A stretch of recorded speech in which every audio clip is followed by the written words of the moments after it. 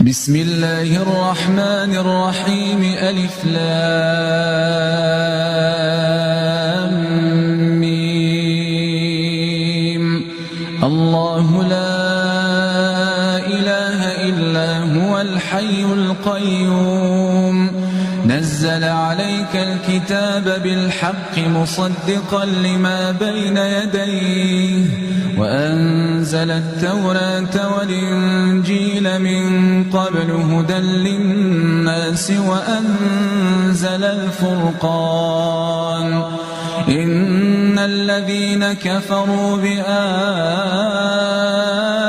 الله لهم عذاب شديد والله عزيز